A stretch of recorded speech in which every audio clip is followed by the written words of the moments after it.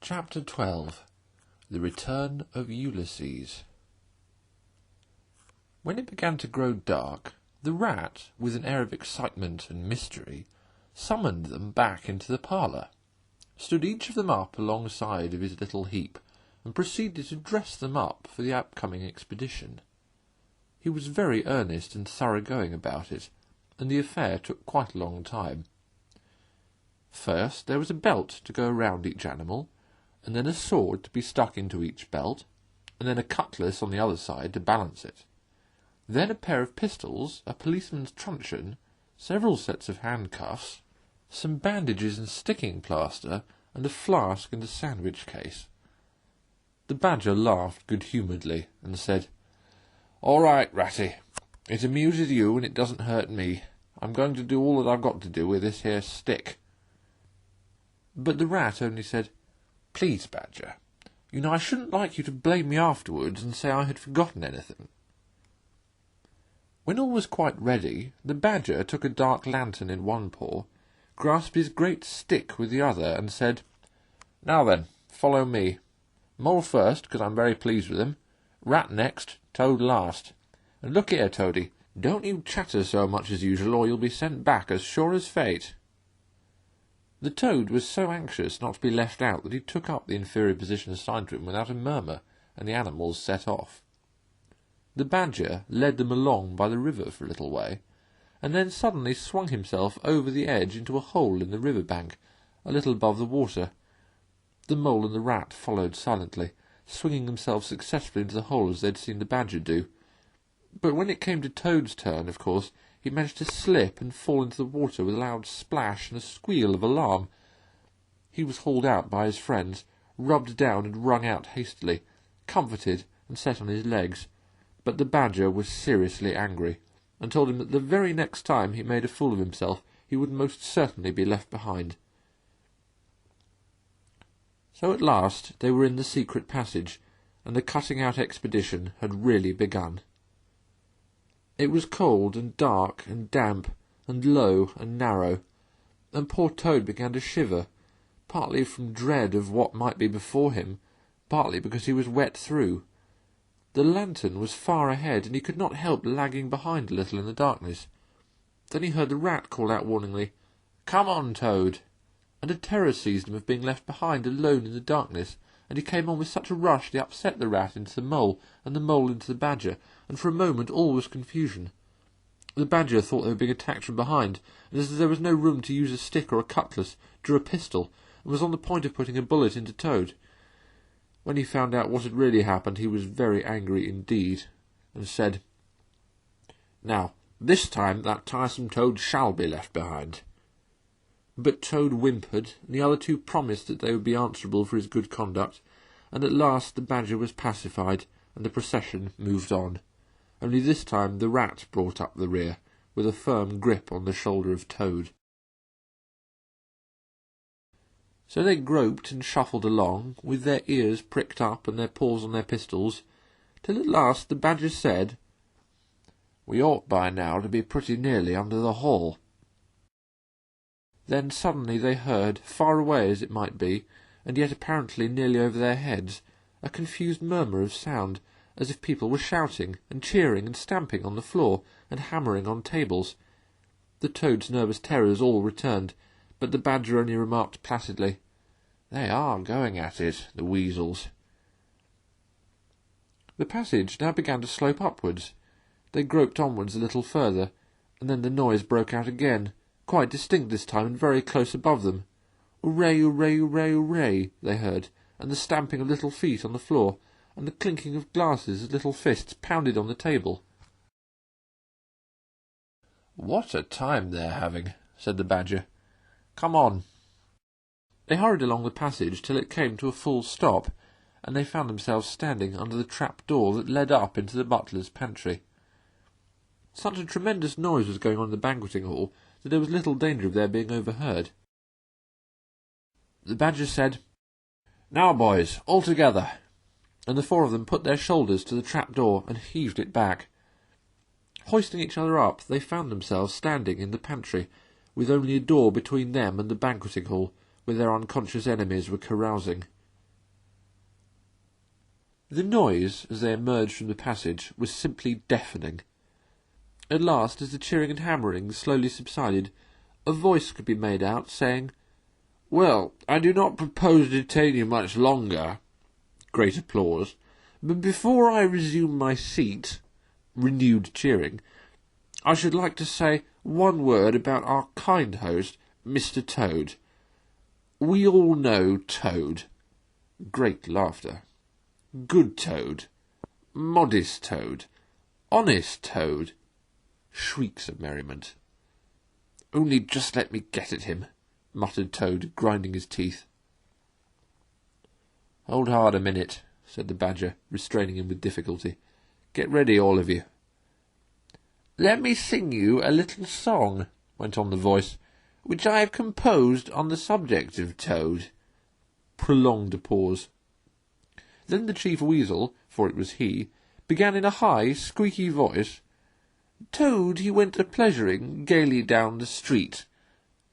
The Badger drew himself up, took a firm grip of his stick with both paws, glanced around at his comrades, and cried, "The hour is come! Follow me!" and flung the door wide open. My, what a squealing and a squeaking and a screeching filled the air! Well might the terrified weasels dive under the tables and spring madly up at the windows. Well might the ferrets rush wildly for the fireplace and get hopelessly jammed in the chimney. Well might tables and chairs be upset and glass and china be sent crashing on the floor in the panic of that terrible moment when the four heroes strode wrathfully into the room. The mighty Badger, his whiskers bristling, his great cudgel whistling through the air, Mole, black and grim, brandishing his stick and shouting his awful war-cry, "A mole! A mole!" Rat, desperate and determined, his belt bulging with weapons of every age and every variety. Toad, frenzied with excitement and injured pride, swollen to twice his ordinary size, leaping into the air and emitting toad-whoops that chilled them to the marrow. "Toad he went a-pleasuring," he yelled. "I'll pleasure 'em," and he went straight for the Chief Weasel. There were but four in all, but to the panic-stricken weasels the hall seemed full of monstrous animals, grey, black, brown, and yellow, whooping and flourishing enormous cudgels. And they broke and fled, with squeals of terror and dismay, this way and that, through the windows, up the chimney, anywhere to get out of reach of those terrible sticks. The affair was soon over. Up and down the whole length of the hall strode the four friends, whacking with their sticks at every head that showed itself, and in 5 minutes the room was cleared. Through the broken windows the shrieks of terrified weasels escaping across the lawn were borne faintly to their ears. On the floor lay prostrate some dozen or so of the enemy, on whom the Mole was busily engaged in fitting handcuffs. The Badger, resting from his labours, leant on his stick and wiped his honest brow. "Mole," he said, "you're the best of fellows. Just cut along outside and look after those stoat sentries of yours and see what they're doing. I've an idea that, thanks to you, we shan't have much trouble from them tonight." The Mole vanished promptly through a window, and the Badger bade the other two set a table on its legs again, pick up knives and forks and plates and glasses from the debris on the floor, and see if they could find materials for a supper. "I want some grub, I do," he said, in that rather common way he had of speaking. "Stir your stumps, Toad, and look lively. We've got your house back for you, and you don't offer us so much as a sandwich." Toad felt rather hurt that the Badger didn't say pleasant things to him, as he had to the Mole, and tell him what a fine fellow he was and how splendidly he had fought. He was rather particularly pleased with himself and the way he had gone to the Chief Weasel, and sent him flying across the table with one blow of his stick. But he bustled about, and so did the Rat, and soon they found some guava jelly in a glass dish, and a cold chicken, a tongue that had hardly been touched, some trifle, and quite a lot of lobster salad, and in the pantry they came upon a basket full of French rolls, and any quantity of cheese, butter, and celery. They were just about to sit down when the Mole clambered in through the window, chuckling, with an armful of rifles. "It's all over," he reported.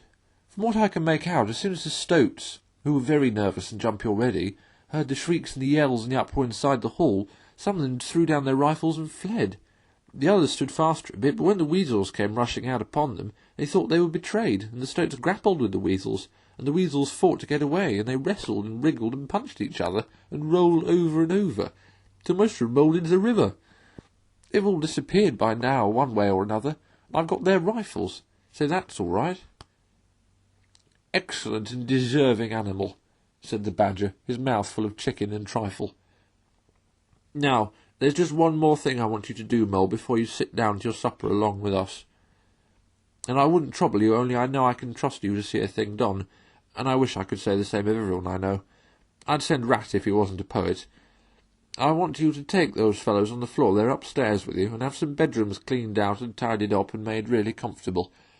See that they sweep onto the beds, and put clean sheets and pillow-cases on, and turn down one corner of the bedclothes, just as you know it ought to be done, and have a can of hot water and clean towels and fresh cakes of soap put in each room, and then you can give them a licking apiece if it's any satisfaction to you, and put them out by the back door, and we shan't see anything more of them, I fancy. And then come along and have some of this cold tongue. It's first-rate. I'm very pleased with you, Mole." The good-natured Mole picked up a stick, formed his prisoners up in a line on the floor, gave them the order, "Quick march," and led his squad off to the upper floor. After a time he appeared again, smiling, and said that every room was ready and as clean as a new pin. "And I didn't have to lick them either," he added. "I thought, on the whole, they'd had licking enough for one night, and the weasels, when I put the point to them, quite agreed with me, and said they wouldn't think of troubling me.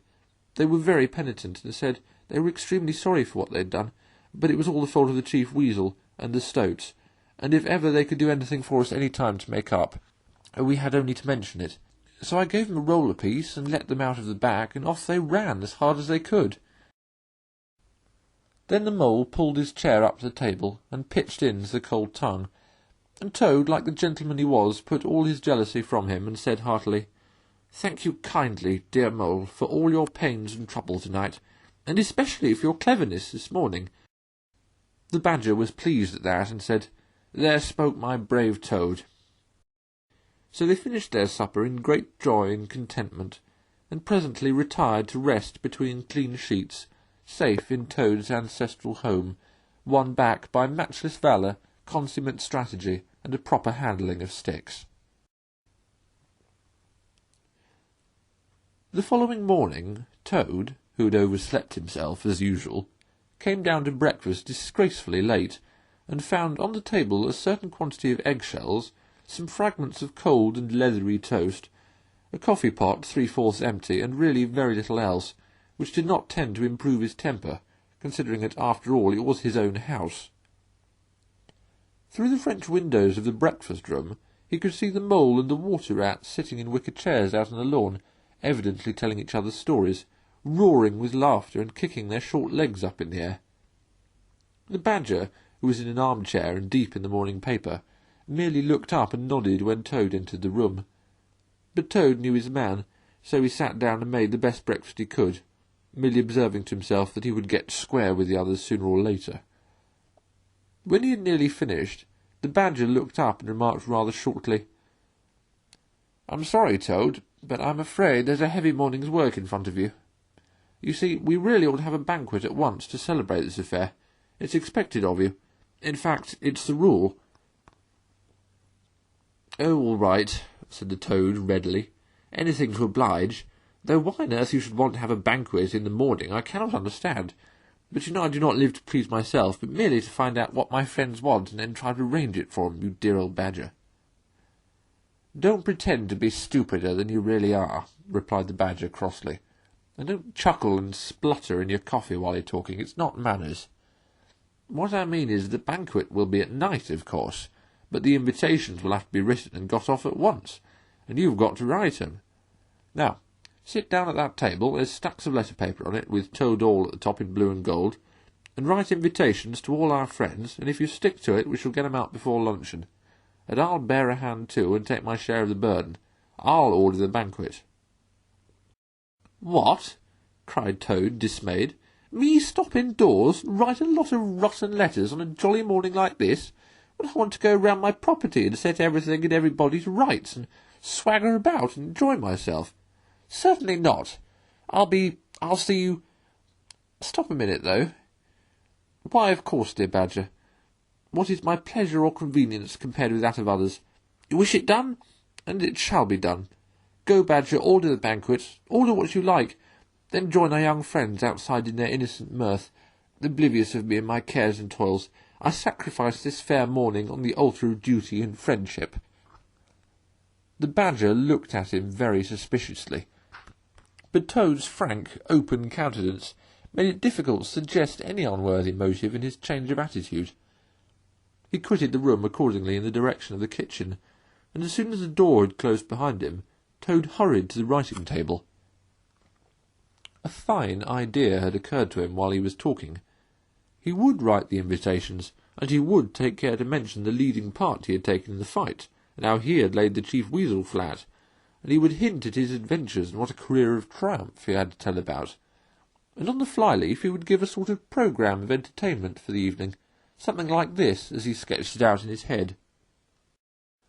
Speech by Toad. There will be other speeches by Toad during the evening. Address by Toad. Synopsis. Our prison system. The waterways of Old England. Horse-dealing and how to deal. Property. Its rights and its duties. Back to the land. A typical English squire. Song by Toad, composed by himself. Other compositions by Toad will be sung in the course of the evening by the composer. The idea pleased him mightily, and he worked very hard and got all the letters finished by noon, at which hour it was reported to him that there was a small and rather bedraggled weasel at the door, inquiring timidly whether he could be of any service to the gentleman. Toad swaggered out, and found it was one of the prisoners of the previous evening, very respectful and anxious to please. He patted him on the head, shoved the bundle of invitations into his paw, and told him to cut along quick and deliver them as fast as he could, and if he liked to come back again in the evening, perhaps there might be a shilling for him, or again perhaps there mightn't.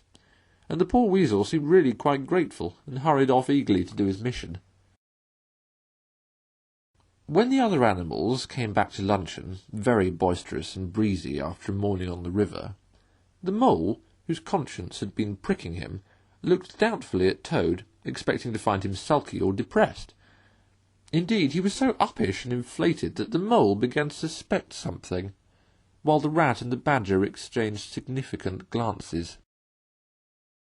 As soon as the meal was over, Toad thrust his paws deep into his trouser pockets, remarking casually, "Well, look after yourselves, you fellows. Ask for anything you want," and was swaggering off in the direction of the garden, where he wanted to think out an idea or two for his coming speeches, when the rat caught him by the arm. Toad rather suspected what he was after, and did his best to get away, but when the badger took him firmly by the other arm, he began to see that the game was up. The two animals conducted him between them into the small smoking room that opened out of the entrance hall, shut the door, and put him into a chair. Then they both stood in front of him, while Toad sat silent, and regarded them with much suspicion and ill humour. "Now, look here, Toad," said the rat. "It's about this banquet, and very sorry I am to have to speak to you like this, but we want you to understand clearly, once and for all, that there are going to be no speeches and no songs. Try and grasp the fact just on this occasion. We're not arguing with you, we're just telling you." Toad saw that he was trapped. They understood him, they saw through him, they had got ahead of him. His pleasant dream was shattered. "Mayn't I sing them just one little song?" he pleaded piteously. "No, not one little song," replied the rat firmly, though his heart bled as he noticed the trembling lip of the poor disappointed Toad. "It's no good, Toady. You know well that your songs are all conceit and boasting and vanity, and your speeches are all self-praise and, well, gross exaggeration, and gas," put in the badger, in his common way. "It's for your own good, Toady," went on the rat. "You know, you must turn over a new leaf sooner or later, and now seems a splendid time to begin. A sort of turning point in your career. Please don't think that saying all this doesn't hurt me more than it hurts you." Toad remained a long while plunged in thought. At last he raised his head, and the traces of strong emotion were visible on his features. "You have conquered, my friends," he said in broken accents. "It was, to be sure, but a small thing that I asked. Merely leave to blossom and expand for yet one more evening, to let myself go and hear the tumultuous applause that always seems to me, somehow, to bring out my best qualities. However, you are right, I know, and I am wrong. Henceforth I will be a very different Toad. My friends, you shall never have occasion to blush for me again. But oh dear, this is a hard world." And pressing his handkerchief to his face, he left the room with faltering footsteps. "Badger," said the rat, "I feel like a brute. I wonder what you feel like." "Oh, I know, said the Badger gloomily. "But the thing had to be done. This good fellow has got to live here and hold his own and be respected. Would you have him a common laughing-stock, mocked and jeered at by stoats and weasels?" "Of course not," said the rat. "And talking of weasels, it's lucky we came upon that little weasel just as he was setting out with Toad's invitations. I suspected something from what you told me, and had a look at one or two. They were simply disgraceful. I confiscated the lot, and the good mole is now sitting in the blue boudoir filling up plain, simple invitation cards." At last the hour for the banquet began to draw near, and Toad, who on leaving the others had retired to his bedroom, was sitting there melancholy and thoughtful. His brow resting on his paw, he pondered long and deeply. Gradually his countenance cleared, and he began to smile long, slow smiles.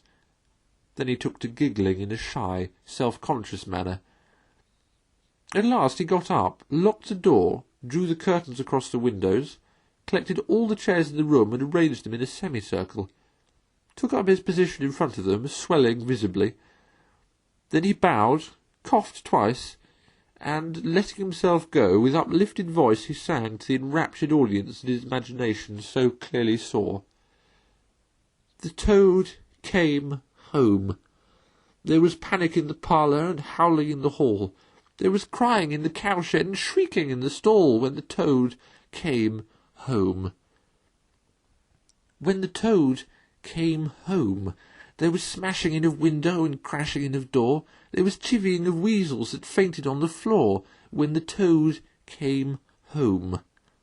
Bang go the drums, the trumpeters are tooting, and the soldiers are saluting, and the cannon they are shooting, and the motor cars are hooting, as the hero comes.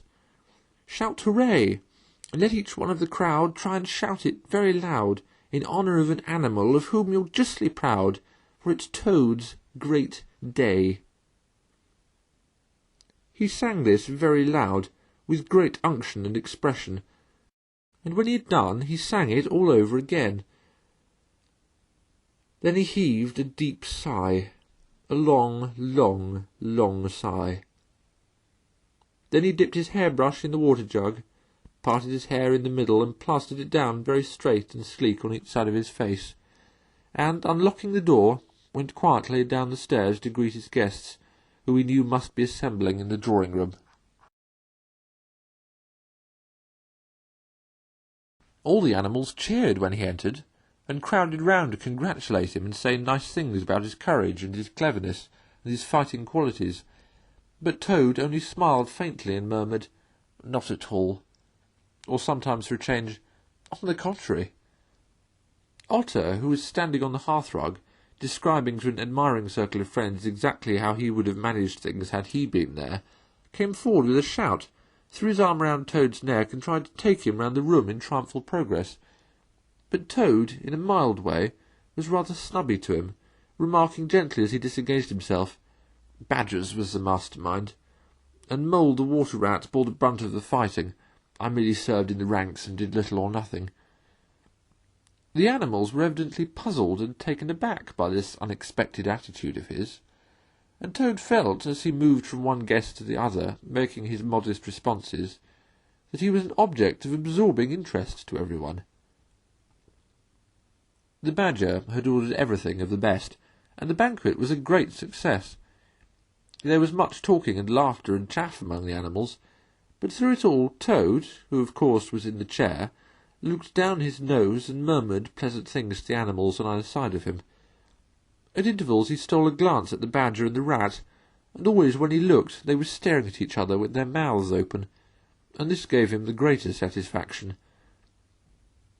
Some of the younger and livelier animals, as the evening wore on, got to whispering to each other that things were not so amusing as they used to be in the good old days, and there were some knockings on the table and cries of "Toad! Speech! Speech from Toad! Song! Mr. Toad's song!" But Toad only shook his head gently, raised one paw in mild protest, and by pressing delicacies on his guests, by topical small talk, and by earnest inquiries after members of their families not yet old enough to appear at social functions, managed to convey to them that this dinner was being run on strictly conventional lines. He was indeed an altered Toad. After this climax, the four animals continued to lead their lives, so rudely broken in upon by civil war, in great joy and contentment, undisturbed by further risings or invasions. Toad, after due consultation with his friends, selected a handsome gold chain and locket set with pearls, which he dispatched to the gaoler's daughter, with a letter that even the Badger admitted to be modest, grateful, and appreciative. And the engine-driver, in his turn, was properly thanked and compensated for all his pains and troubles. Under severe compulsion from the Badger, even the barge-woman was with some trouble sought out, and the value of her horse discreetly made good to her, though Toad kicked terribly at this, holding himself to be an instrument of fate sent to punish fat women with mottled arms who couldn't tell a real gentleman when they saw one. The amount involved, it was true, was not very burdensome, the gypsy's valuation being admitted by local assessors to be approximately correct. Sometimes, in the course of long summer evenings, the friends would take a stroll together in the wild wood, now successfully tamed so far as they were concerned, and it was pleasing to see how respectfully they were greeted by the inhabitants, and how the mother weasels would bring their young ones to the mouths of their holes and say, pointing, "Look, baby, there goes the great Mr. Toad, and that's the gallant water-rat, a terrible fighter, walking along a him, and yonder comes the famous Mr. Mole, of whom you have so often heard your father tell." But when their infants were fractious and quite beyond control, they would quiet them by telling how, if they didn't hush them and not fret them, the terrible grey Badger would up and get them. This was a base libel on Badger, who, though he cared little about society, was rather fond of children, but it never failed to have its full effect.